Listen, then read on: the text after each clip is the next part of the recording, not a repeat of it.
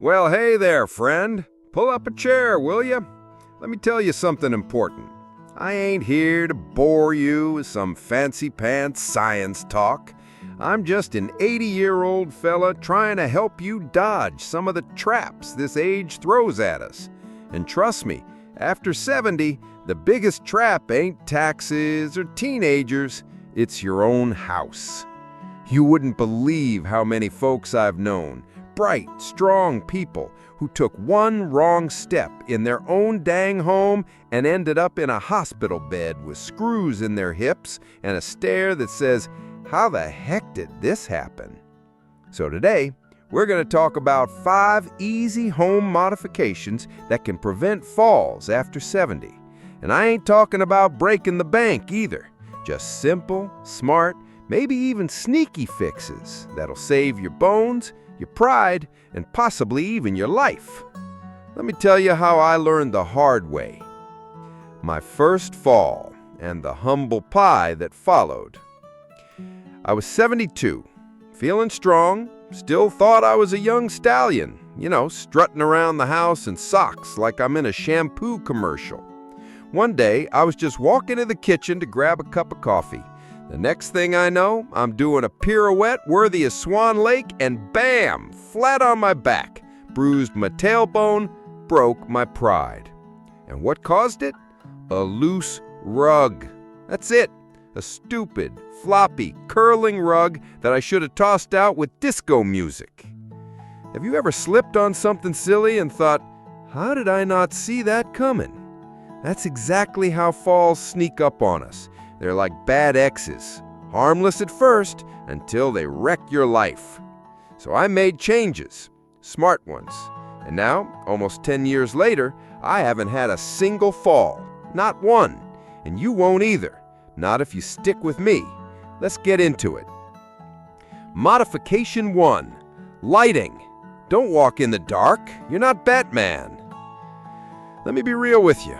After 70, our eyes start playing games with us. Shadows look like stairs, stairs look like shadows. I once walked into a closet thinking it was the hallway. Honest truth. Solution? Motion sensor night lights. Cheap, easy. Stick them near your bed, in the hallway, bathroom, and kitchen. You wake up at 2 a.m. for that emergency pee run, and boom, the floor glows like a runway. No stub toes, no tripping over a stray slipper, no embarrassing 911 calls. I even put one under my couch for ambiance. My daughter calls it my grandpa's disco light. If your path to the bathroom looks like a horror movie set, you're one bad trip away from the credits rolling. Get those lights, friend. Modification 2, grab bars. Your walls need handles. Now don't roll your eyes at me. I know what you're thinking. Grab bars are for old people. Well, friend, we are old people, and proud of it.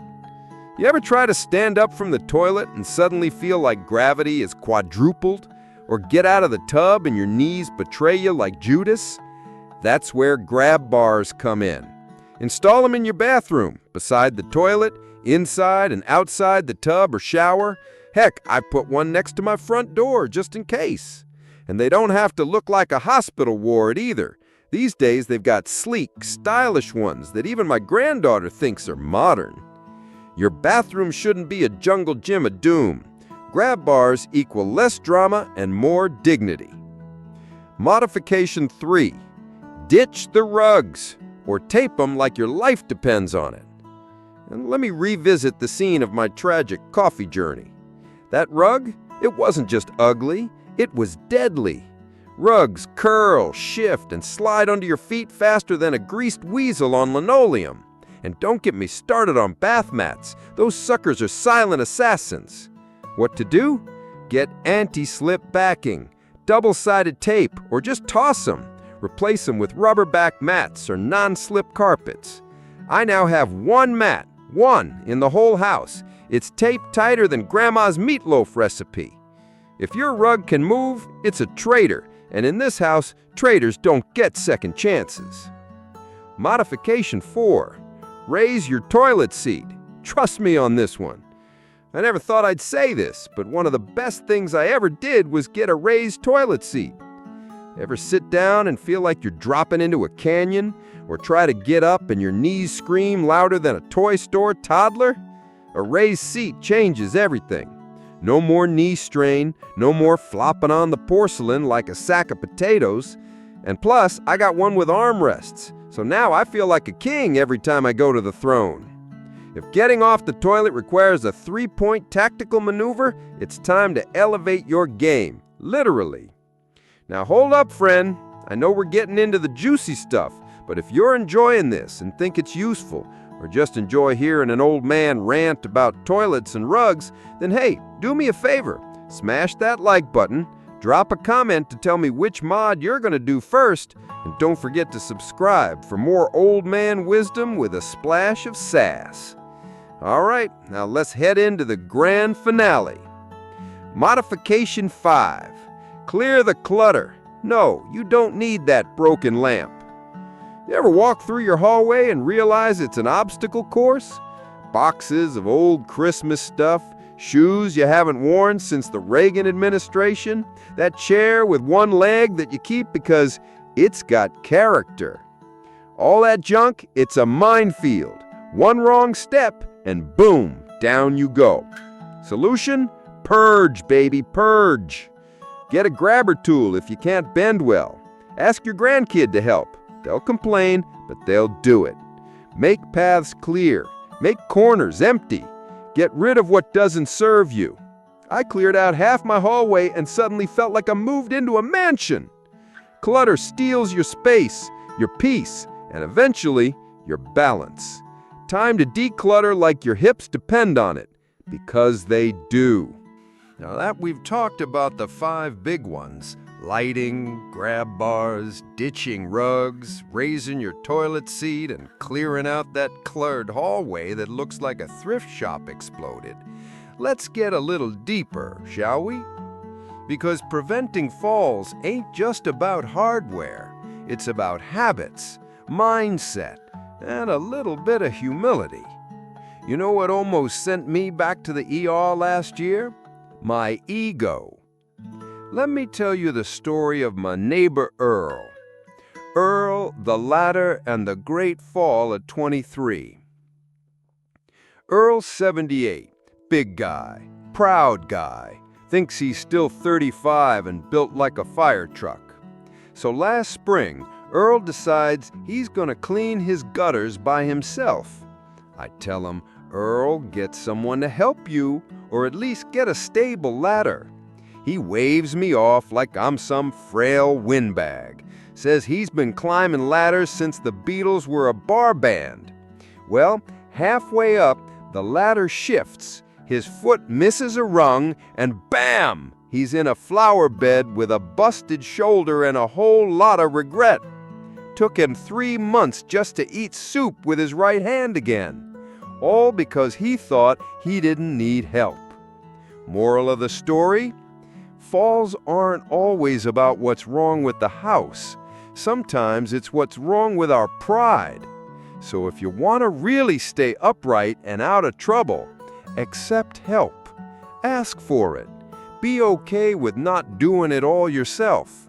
You can still be strong and smart, but friend, strength without caution is just foolishness in fancy clothes. The small things that make a big difference. Let's get real practical now. You know what else I changed? 1, I moved my most used kitchen stuff to waist height. No more reaching for the top shelf like I'm auditioning for a circus. 2, I put a bench near the door so I can sit and put on my shoes. No more hopping around like a drunk flamingo trying to balance. 3, I wear non-slip slippers inside the house. They're not sexy, but neither is falling into the coffee table. 4, I got rid of all the cords running across the living room. Extension cords are like snakes, always waiting to bite you. 5, I started doing gentle stretches in the morning. Loosen up the joints so I'm not stiff as a board and twice as clumsy. You see, friend, it's not just about big renovations. It's about intentionally designing your home for your future self, one who's wiser, not weaker. Everything changed when I stopped pretending I was immortal. Let me level with you. I used to think falls with things that happened to other old people, not me. I was strong. I walked every day. Heck, I danced at my niece's wedding and thought I still had the moves. But falls don't care how tough you used to be. They don't wait for you to feel old. They show up fast, like bad news on a Sunday night. I had to stop pretending I was invincible. And when I did, I started making choices that kept me safe and let me age with grace and dignity, not with bruises and casts. Your house should help you, not hurt you. Think about this for a second. You've lived long enough to finally enjoy your home, your quiet mornings, your favorite chair, the way sunlight hits your table at 4 p.m. Don't let that same house become the reason you can't enjoy it anymore. Fix the things that can trip you. Adjust what makes life harder. Upgrade the stuff that hold you back. Your house should be your helper, not a trap. It took me a long time to realize that every time I tripped, bent too far, or strained to reach something, I wasn't failing, I just hadn't adapted yet. Aging ain't about giving up, it's about adjusting. And when you do, you get to keep doing what you love without all the ER visits and orthopedic bills. Remember, friend, you've made it this far. You've weathered storms, lost people, built memories, and probably seen at least 5 different kinds of toasters come and go. So why not do this one simple thing? Make your home safer, not just for you, but for the people who love you. Your grandkids don't want to visit a house full of tripping hazards. Your kids don't want a phone call that starts with, "Dad had a fall." And you don't want to spend your golden years in rehab over a $15 rug. So do it. Get those motion lights. Install the grab bars. Toss the rugs. Raise the throne. And clear the battlefield that is your hallway. And while you're at it, treat yourself to a sandwich. You're making smart moves. Closing thoughts from an 80-year-old who's fall-free for almost a decade.